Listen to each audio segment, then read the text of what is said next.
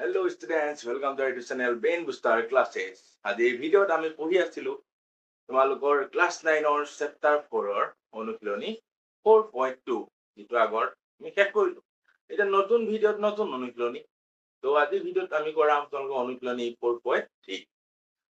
তো 4.2 আৰু 1 ভালকৈ কৰি চাবা। যদি কিবা বুজি নোপোৱা থাকে মোক জনাবা। তো এতিয়া আমি 4.3 লৈ আগবাঢ়িম। বিভিন্ন ধৰণৰ লেখবিলাক অংকন কৰিম। তেন্তে ব'লা আজি ভিডিঅ'লৈ আগবাঢ়ো।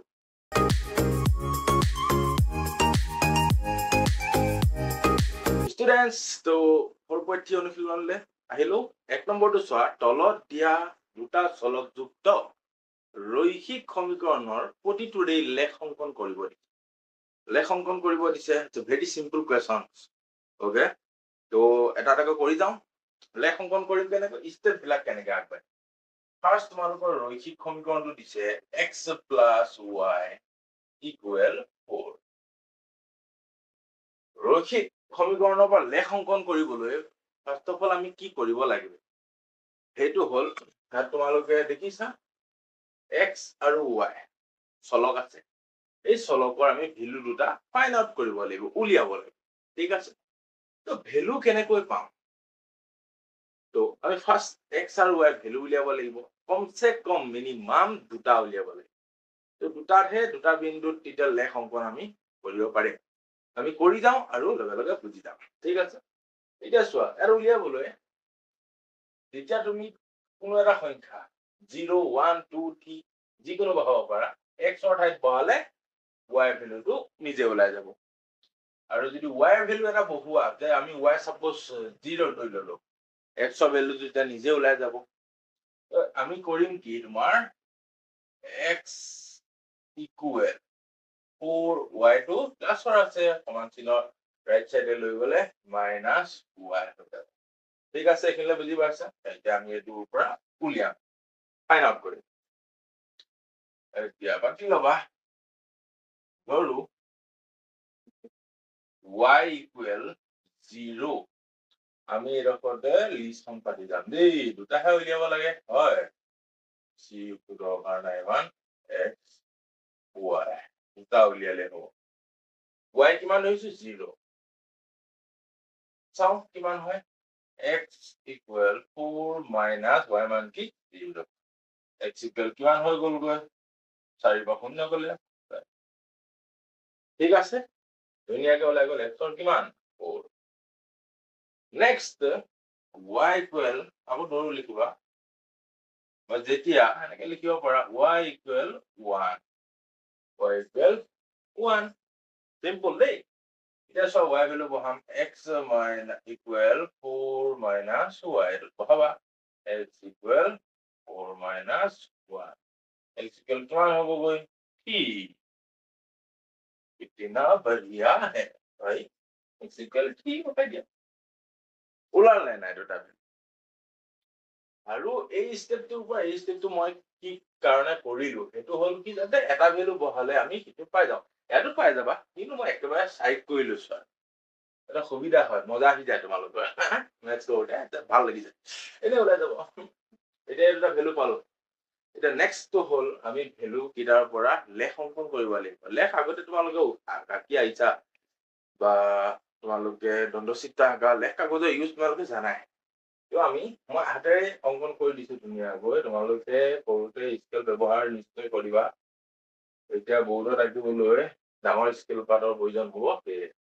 চোৱা 4 লৈকে আছে, চব ফালে আমি 4 4 বহাই দিম।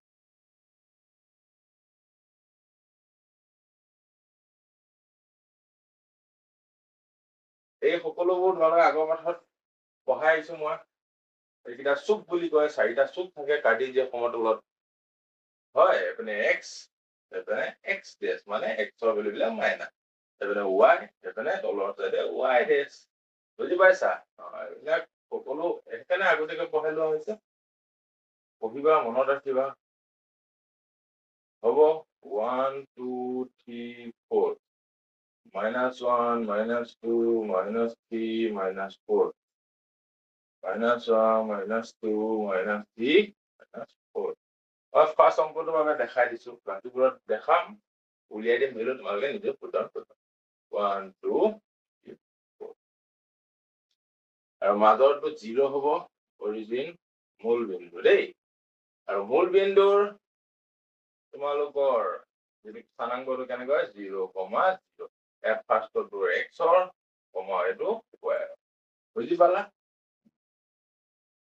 এতিয়া ফাৰ্ষ্ট আমি ভ্যালুটো বহাম এক্সৰ কিমান আছে 4 পজিটিভৰ সাইডে যাব y কিমান 0 y 0 মানে y ভ্যালু নাই এইটো এটা বৰ কনফিউজনৰ যদি ভ্যালু নাথাকে তেন্তে এক্সৰ ভ্যালুটো ডাইৰেক্ট যিটা লাইন এটাতে বহিল হল এটা বহিল সেকেন্ড চোৱা এক্সৰ কি এইটো কি y কিমান 1 এক ঘাত ওপৰলৈ গ'ল নে বুজি পাইছা এক্সৰ আমি চালো কিমান কি y কিমান কৈছে 1 তো এক ঘাত ওপৰলৈ যাব কি হলে ইয়াত আহিল 1 t হ'ব এক্সৰ t y 1 এইটো কি হ'ব 3,1 এইটো 4,0 হ'ব এইটো পইণ্ট আমি পাই গ'লো এতিয়া আস্তানি দিবা পুৰা চিধা চিধি কৈ এইকাৰণে ব্যৱহাৰ কৰিব লাগে কলমৰ পেঞ্চিলৰ আৰু স্কেলৰ বুজিলা এডাল কি পাই গলো আমি লেখ পাই গলো আৰু এতিয়া চোৱা মেইন বস্তু এটালৈ আহো যেতিয়া এটা ৰৈখিক সমীকৰণ দিয়া থাকিব তাৰ পৰা আমি ভ্যালু উলিয়াব পাৰো ভ্যালুৰ পৰা লেখ উলিয়াব পাৰো আৰু এই লেখডালে কাক প্ৰতিনিধিত্ব কৰে কাক দেখুৱায় কাক দেখাব এই ৰৈখিক সমীকৰণটোক দেখায় বুজিলা ৰিলেশনশ্বিপ তো কেনেকে কলো সমীকৰণৰ পৰা আমি ভ্যালু উলিয়াও ভ্যালুৰ পৰা আমি লেখ অংকন কৰো মানবিলাক বহাই আৰু এই লেখডালে কাক প্ৰতিনিধিত্ব কৰে প্ৰতিনিধিত্ব দেই প্ৰতিনিধিত্ব কৰে এই সমীকৰণটোকেই কৰে ৰিচাইকেল টাইপ ওকে এইটো তোমালোকৰ 1 নম্বৰ 1টো ঠিক আছে বুজি পাইছা বহুত ধুনীয়া সহজ অংক বাকি কেইটা চাওঁ আমি এতিয়া চোৱা 1 নম্বৰ 2টো চোৱা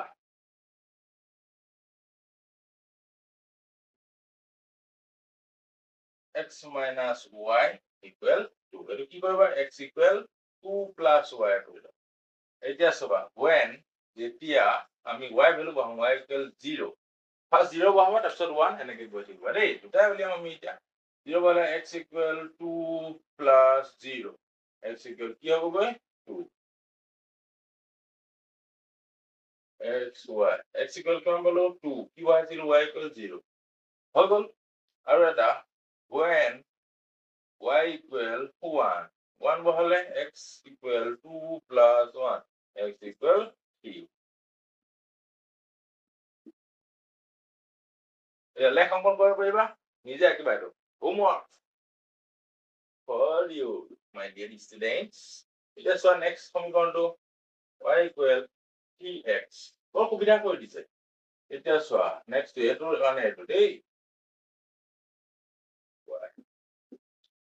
চোৱা আমি এতিয়া যদি x ৰ ভ্যালু বহাম x ৰ ভ্যালু বহালে ধুনীয়া হ'ব x ৰ ভ্যালু যদি 0 বহাম y equal কি হ'ব 3 into 0 y equal 0 y x equal 0 হ'ব বুজি পাইছা ধুনীয়াকৈ উলিয়াবা when x equal 1 এটা কি হ'ব y equal 3 into 1 y equal also 3 y value কিমান হ'ল 3 আৰু x কিমান পাইছিলো 1 পাৰিবা লেখ আঁকিবলৈ ধুনীয়াকৈ 4 নম্বৰটো চোৱা কি দিছে 3 equal 2x plus y এইটো চোৱা দুটা এক্সট্ৰা কৰি ল'বা y equal 3 minus 2x বুজি পাইছা এইটো আৰু খাই কৈ দিছো মই এই দুইটা সাইড ৰোটেট কৰি দিম 2x plus y equal 3 হয়নে left side to right side কৰি দিলো right side to left side কৰি দিলো এতিয়া এনেকে দুই সম্পূৰ্ণ সাইড দুটা সলনি কৰি দিলে চিনৰ সাল সলনি নহয় নেক্সট কি কৰিলো y টো ৰখালো 2x টু রাইট সাইড দি দিলো এখানে কি হৈছে মাইনাস সিম্পল এটা আকৌ বহাবা একেটাই কাম এই x y x ৰ ভ্যালু বহাবা 0 ফার্স্ট y equal কি হৈ যাব তেতিয়া পাতি লবা when x equal 0 3 minus 2 into 0 y equal কি যাব পালা আৰু এটা বহাও when আৰু আগৰটো এইটোৱে when x কি বহাইছিলো আমি x ৰ ভ্যালু x equal 1 কি হ'ব তেতিয়া y equal 3 minus 2 into 1 y equal 3 minus 2 equal 2 y equal 1 y equal 1 when x equal 1 হ'ব ধুনীয়া তিনটা কৈ দিলো আকিবা তোমালোকে লেখ কিডাল নিজে নিজে আকিবা ট্ৰাই কৰিবা ওকে ধুনীয়া সহজ অংক এতিয়া আমি কৰিম 2 নম্বৰ কোৱেশ্চনটো মেইন 2,14 x ৰ ভ্যালু দিয়া আছে 2 y ভ্যালু দিয়া আছে 14 বিন্দুৰে যোৱা দুডাল ৰেখাৰ সমীকৰণ লিখা আচ্ছা বিন্দুটো কি দিয়া হয় আছে আমাৰ 2,14 2 নম্বৰ দেই বিন্দুৰে যোৱা দুডাল ৰেখাৰ সমীকৰণ লিখা এনে ধৰণৰ আৰু কিমান ৰেখা আছে আৰু কিয় এতিয়া চাবা মানে আমি ফাৰ্স্ট কি কৰিছিলো এটা সমীকৰণ আছিল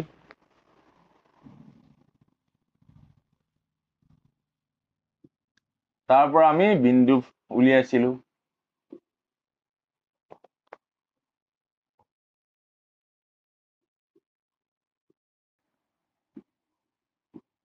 মই এটা ইকুৱেশ্যনৰ পৰা আমি কি উলিয়াইছিলো পইণ্ট কিটা উলিয়াই লৈছিলো আৰু সেই পইণ্ট কিটা বহুৱাই পেলাই লেখ অংকন কৰিছিলো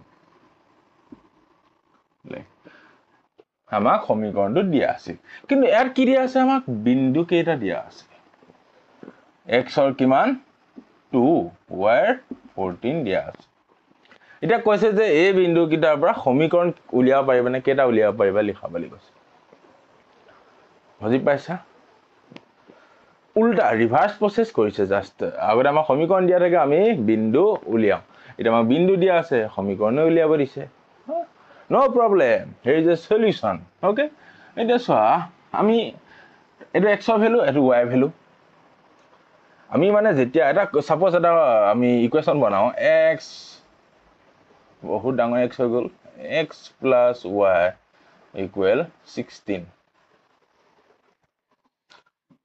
এই দুইটাৰ প্লাস কৰি লৈছো দেই এটা চাবা আমি x ৰ ভ্যালু বহালে y ভ্যালু পাব লাগিব x ৰ ভ্যালু বহাই চাও x ৰ value 2 plus y equal 16 y equal 2 right side লৈ গলে 16 minus 2 y equal 14 পালো পাই গলো হয় স্টুডেন্ট সকল পাই গলো ধুনিয়াকৈ পাই গলো চোৱা x ৰ ভ্যালু আমি বহালো 2 y ৰ ভ্যালু 14 পালো এটো এটা কি হল গৈ এটা ইকুৱেশ্যন পাই গলো আৰু এটা ইকুৱেশ্যন উলিয়াব লাগিব বুলি কৈছে 2 নম্বৰটো আমি কেনেকৈ উলিয়াম সাপোজ সিম্পল কে ধৰো দিয়া